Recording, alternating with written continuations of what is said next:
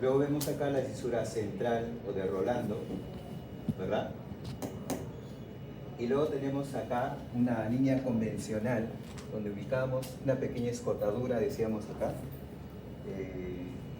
Esa parte de acá, miren. Una pequeña escotadura.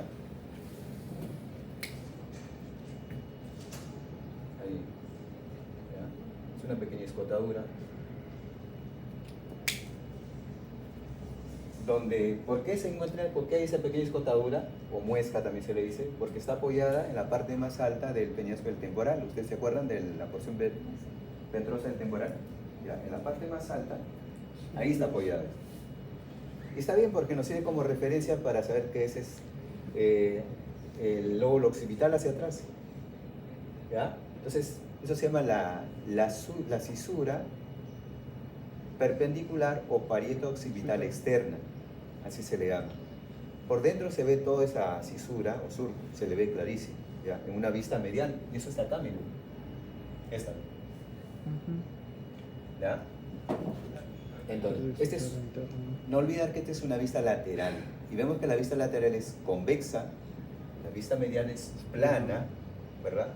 La basal o ventral o inferior es irregular, presenta una que es plana y una convexidad hacia atrás. ¿Ya? Ahora, regresando acá al primero. Entonces decimos que estas cisuras han dividido al hemisferio cerebral en lóbulos, ¿verdad? Entonces, por delante de este surco o cisura central, encontramos, y por encima de la cisura lateral o de Silvio, el lóbulo frontal, ¿verdad? Entonces, el lóbulo frontal podemos señalarlo de repente así, ¿verdad? El lóbulo frontal, ¿correcto? Y luego tenemos por detrás de la cisura central o de Rolando y por delante de la cisura perpendicular, ¿verdad? O parieto occipital externo, encontramos el otro lóbulo, ¿verdad? El lóbulo parietal. El lóbulo parietal. ¿Ok? Por debajo del lóbulo frontal y del parietal, pero por debajo de la fisura lateral o de Silvio, encontramos entonces el lóbulo temporal. Hasta ahí, ¿verdad? El lóbulo temporal. Entonces, por detrás de ellos, podemos decir así, ¿no? Por detrás de la fisura perpendicular o parieto occipital externa, o por detrás del lóbulo parietal y el temporal, el lóbulo occipital, ¿no? El lóbulo occipital, ¿correcto? ¿Todo bien? Ya. Entonces vemos que esas cisuras o surcos, que son profundos, nos han dividido el hemisferio cerebral en lóbulos, ¿verdad? Pero a su vez esos lóbulos están formados por circunvoluciones o giros y surcos, ¿verdad? Circunvoluciones o giros y surcos, ¿correcto? Entonces, es por eso que primero hemos hecho color verde, mira acá, el surco frontal superior, un surco frontal inferior, ¿correcto? Y vemos ahí un surco frontal, ¿verdad? Precentral, surco frontal precentral o prerolante porque está delante de la fisura central, ¿correcto? Entonces miren, entonces ahí tenemos 5 giros o circunvoluciones. Entonces tenemos la circunvolución frontal superior, la circunvolución frontal media o media, la circunvolución frontal inferior, ¿verdad? Y una circunvolución frontal precentral o rolándica. Incluso también se le conoce como la circunvolución giro frontal ascendente, por ejemplo. También, en este caso. Circunvolución giro frontal ascendente también. ¿Ya? Entonces por eso tenemos 5 circunvoluciones o giros, ¿verdad?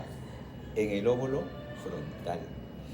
Pero a su vez, miren, este lóbulo o esta circunvolución o giro frontal inferior se ha subdividido, miren. ¿Lo ven? Se ha subdividido. Voy a cerrar, ¿ya? Se ha subdividido en, miren, ¿Por qué? Porque esto de acá, este surco o fisura lateral o de Silvio, manda una rama anterior, una rama ascendente. Entonces nos divide la circunvalación frontal inferior, nos divide en una porción, la primera es la porción orbitaria. ¿Ya? Si quieren le escribimos un poquito ahí, porción orbitaria. Esa parte de acá, miren, se llama porción orbitaria. Y este de acá es la porción, así lo ponemos chiquito nomás, ¿eh? Triangular. Porción, muy bien. Hacemos un triangulito, triangular. Y esto de acá se llama la porción opercular. Opercular. O simplemente opérculo. Entonces, ¿qué más? Eso es en el lóbulo frontal. Ahora, en el lóbulo parietal, como ustedes están viendo, si hay un precentral, hay un post-central, ¿verdad? Pero este es el surco, que no está señalado, surco post-central o por-rolándica, ¿verdad? Ahí está la circunvalación o giro post-central, ¿verdad? O de Rolando, ¿correcto? O por-rolándica. Y luego vemos acá un surco intraparietal. ¿Sí? Es el surco intraparietal. Porque todo eso que está acá pertenece al lóbulo parietal, ¿verdad? Entonces, esto de acá, este surco intraparietal, nos divide a un lobulillo parietal superior y a un lobulillo parietal inferior. ¿Correcto? Lobulillo parietal superior, lobulillo parietal inferior. ¿Ok? Ahora, si vamos al temporal, al lóbulo temporal decimos que hay dos surcos, ¿verdad? El surco temporal superior, el surco temporal inferior. ¿Correcto? Entonces tenemos tres surcos, tres circunvoluciones o giros, ¿verdad? Entonces ahí dice la circunvolución o giro temporal superior, la circunvolución o giro temporal medio, la circunvolución o giro temporal inferior, ¿correcto? ¿Está bien? Tres circunvoluciones o giros, ¿ya? En el lóbulo temporal. En el lóbulo occipital no hay mucho que decir, ¿verdad? No hay mucho que... ¿Por qué? Porque lo que más comúnmente vamos a ver es este pequeño surco, fisura, que no es más que la continuación de esa de acá. ¿Ya? Es la fisura calcarina o surco calcarino. ¿Ya? Y a veces se encuentra un surco semilunar, y por eso también hablamos de un giro semilunar. También hablamos. ¿Ya? A veces hay un intraoccipital o acá también. Pero no en todos los sujetos o no en todos los cerebros se encuentran igual. ¿Ya? Ahora, eso es en su cara lateral o vista lateral. ¿Ya? Después vamos a hablar de las áreas. En su cara medial, que es plana, ¿verdad? Que es plana, tenemos acá. Lo primero que tenemos es, me llama la atención eso que ustedes ya lo saben, ya lo conocen, ¿no? Después está el surco pericalloso o surco del cuerpo calloso, ¿ya? Después tenemos la circunvalación o giro del cíngulo, ¿verdad? Después tenemos el surco del cíngulo, hasta acá, el surco del cíngulo, ¿ok? Y va a continuar hacia atrás como el surco subparietal. El surco subparietal. ¿Ya? Ahora, este surco del cíngulo manda una rama ascendente que es el surco paracentral. El surco paracentral. ¿Ya? Luego, hacia atrás, manda otra ascendente que es el surco callosa marginal, o simplemente surco marginal. ¿Ya? Surco marginal. Y más atrás tenemos este surco, que es profundo, decíamos, el surco perpendicular o parieto occipital interno, ¿verdad? Y atrás, abajo ya, atrás, hacia abajo tenemos, mejor dicho, dorso, ¿verdad? Es el surco calcarino, pues. Surco calcarino. Ahora, entre el surco paracentral y el surco marginal, vemos ahí, acá miren, este es el surco central o de Rolando, o sea, es la continuación desde acá hacia medial. Entonces, si este es el surco central, decimos que este es la circunvalación frontal o precentral, ¿verdad? ¿Correcto?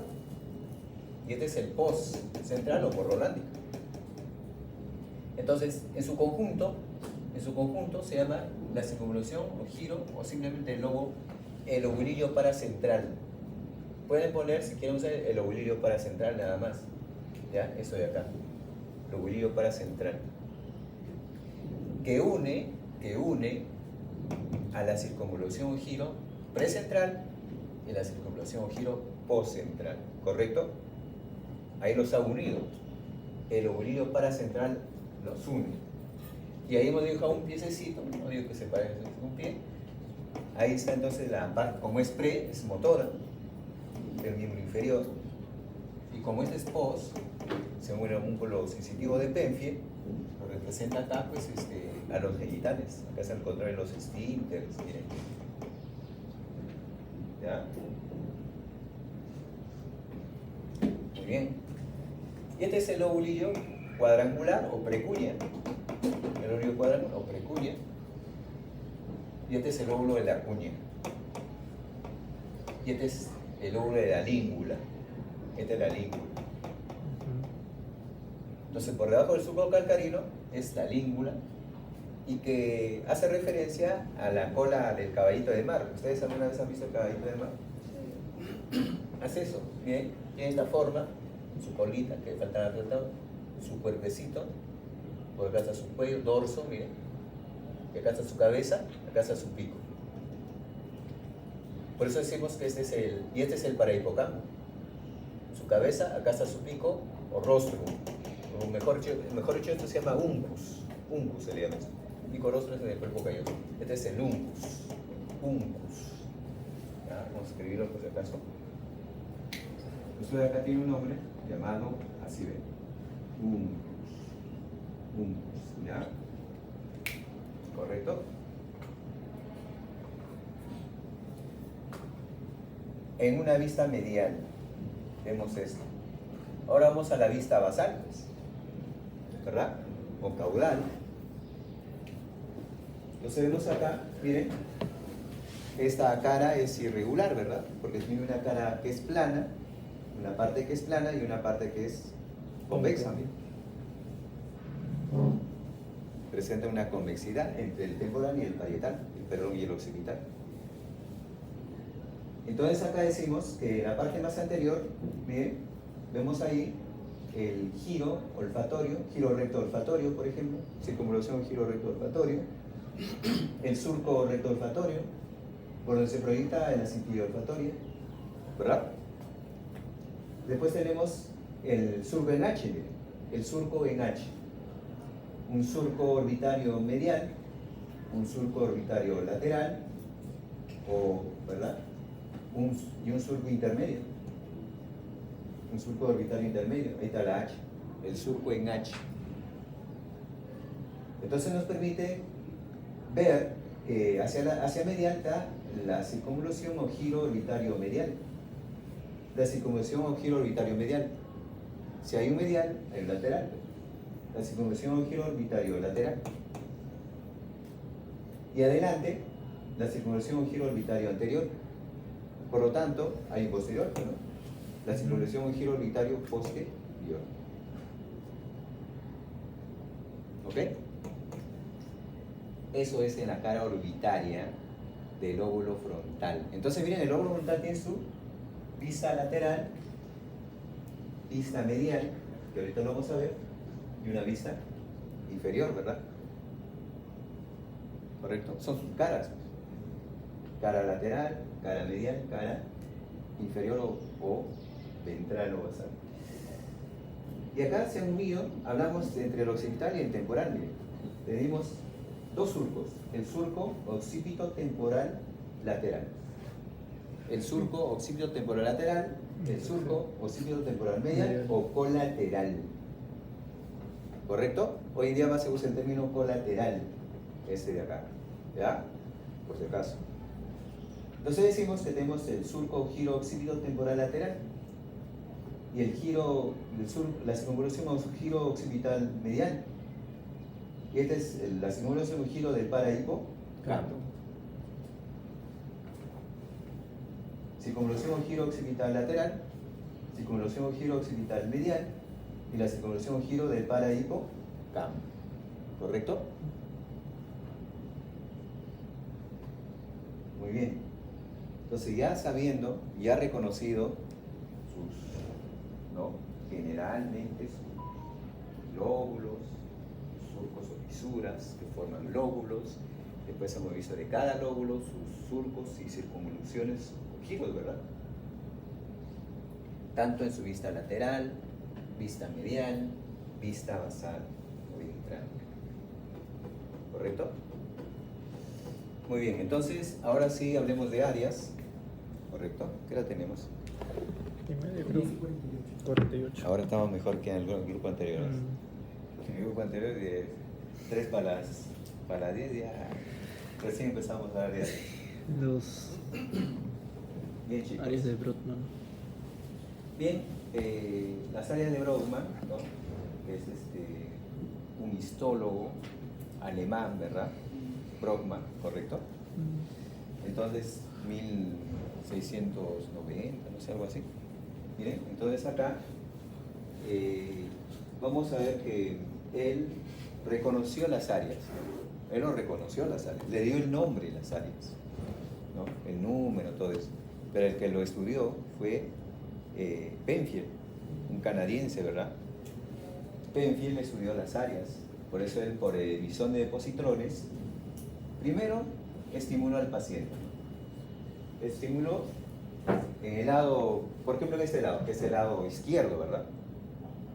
Entonces cuando él le dice al paciente, le dice, usted va a mover su mano derecha o su brazo derecho. Entonces el paciente inmediatamente, apenas le dice, se empezó a encender acá los vasos sanguíneos, se enciende, lo ve así por la cámara, lo ve por la pantalla, lo ve que se enciende. Miren, por eso dice que ahí están los movimientos, ¿no? Suplementarios, ¿no? Es el área suplementaria, el área 6. Miren, ya está pensando que va a mover. Y en el momento que empieza a mover, se enciende todo eso de acá. Porque esa es la premotora y esta es la motora. Entonces cuando empieza a mover ya todas las maniobras, se enciende todo esto. Se enciende también, se mueve el hombrecito mal hecho, el músculo motor de Penfield. Acá está, pues lo representa pues la lengua, una lengua grande, la parte inferior. Acá está el dedo grande, que se presenta la parte más motora, y por acá están los miembros inferiores, que lo hemos visto hacia acá, ¿no? Miembros inferiores. ¿Verdad? Y luego,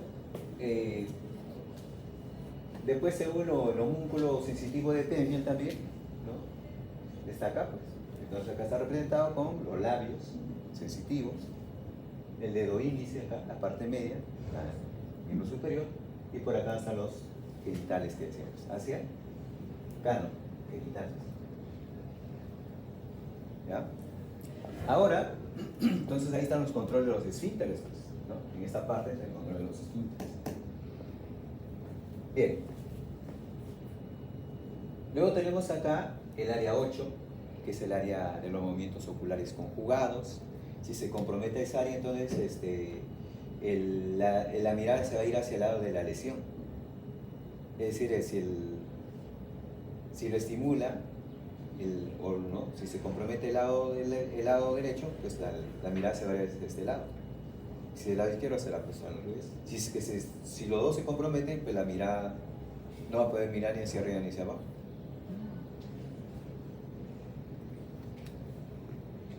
9, 10 y 11 está relacionado con la motivación. La motivación, ¿verdad? La atención, ¿correcto? Es decir, es como nuestro guía, nuestro coach, ¿correcto? Una cosa así. ¿Ya? Entonces,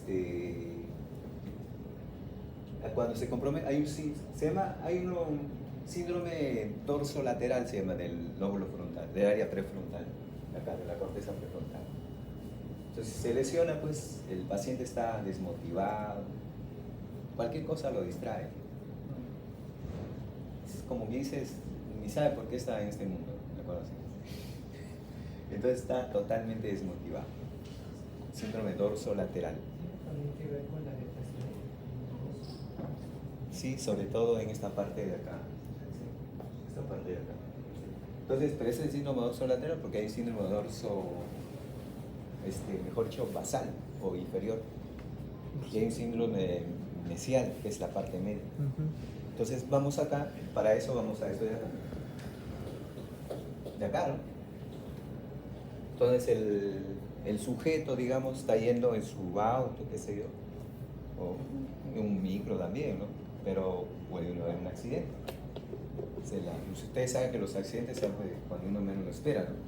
Entonces el impacto va a ser repentino, ¿sí? De ahí depende la fuerza del impacto, ¿no? Puede ser leve, muy intenso, muy fuerte, ¿no? Entonces se puede lacerar, y ustedes han visto la base del cráneo, ¿sí? ¿Se acuerdan cuando veíamos el cráneo? Fosa cráneo anterior, medio y posterior, y la anterior veíamos que el piso era una lámina muy delgada, decíamos, ¿sí? Muy delgada, ¿verdad? Entonces en un fuerte impacto se puede fracturar incluso esa parte de ahí. Entonces si eso ocurre, entonces se puede lacerar esta parte de acá, miren, la cara orbitaria del lóbulo frontal, se lacera y se generan microhemorragias. Por lo tanto, acá está el área, pues, justamente, ¿no? ¿Cómo se dice? Pues, de la motivación está acá. También es parte, ¿no? También está relacionado con la motivación, pero sobre todo, pues, de la persona que es muy jovial, muy empático, ¿no? Muy sociable, digamos así, ¿no? La persona. Entonces, cuando eso ocurre, la persona se desinhibe, o sea, cambia totalmente, cambia de lo que era, ¿no? Una persona así. Entonces, pierde el conocimiento, al despertar, el paciente es totalmente diferente, es decir, se ha desinhibido. ¿Qué quiere decir? Que es una persona molesta, irritable, totalmente, todo lo contrario. Y tanto es así que se pone hasta agresiva o agresivo.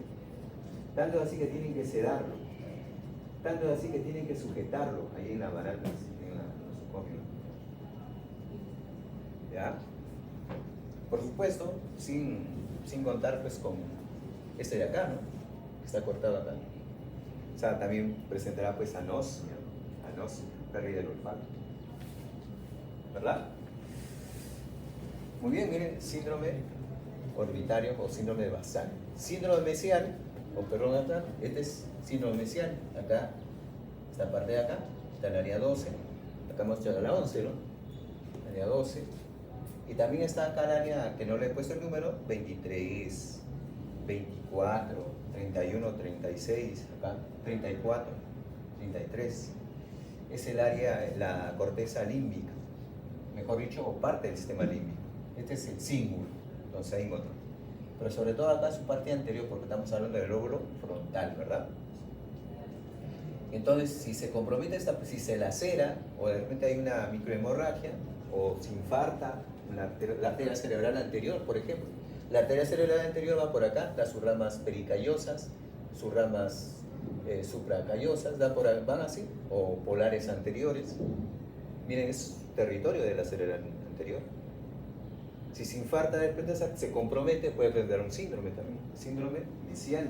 Entonces el paciente se vuelve indiferente al medio ambiente, indiferente, es decir, no, es como que no siente nada. Por ejemplo, acá este es el sistema límbico de las emociones, ¿verdad? del dolor también visceral, pues, sistema límbico. Entonces, de la memoria, ¿no? También. Entonces, como es indiferente, tampoco siente el dolor. O sea, todo le da igual. Totalmente indiferente. Indiferente hasta el dolor, miren. Es decir, si nosotros, por ejemplo, nos golpeamos así nomás, ¿no? Acá en la espalda, que tenemos un dolor, pues, terrible, ¿no? Pero será ¿qué pasó? De repente así nomás, ¿no? Nada más. Síndrome mesial del lóbulo frontal.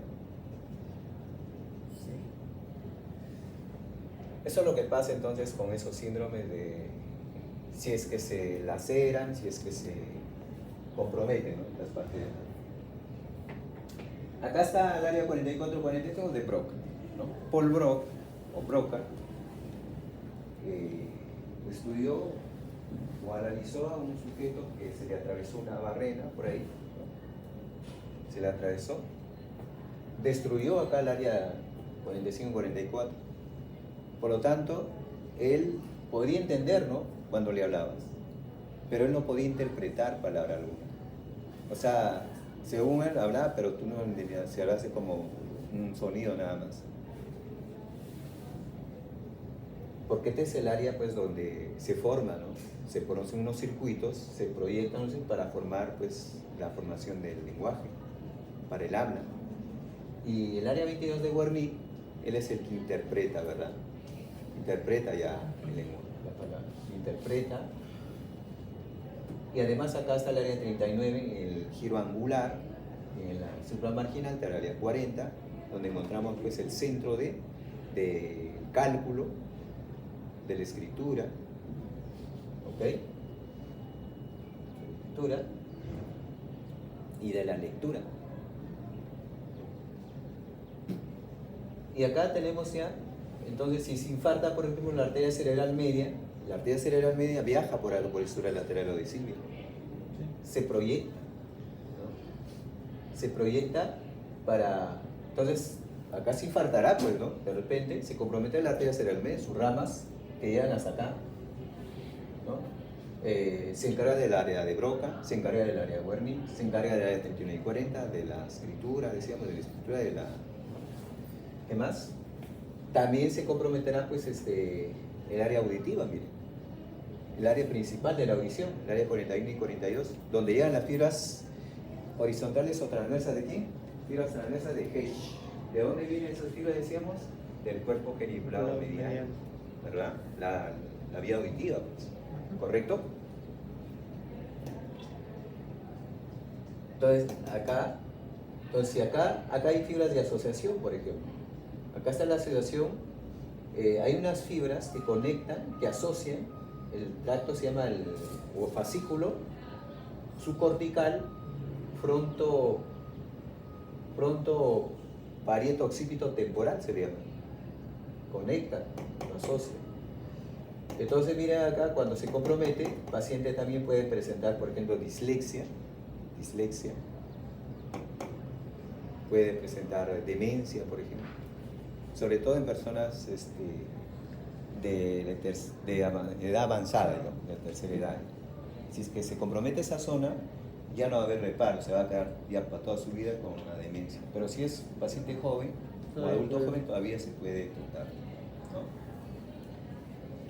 Entonces, por eso ahí lo he señalado esto del área auditiva principal, ¿no? Que es de negro, ahí son las fibras, representan las fibras transversales de Heish.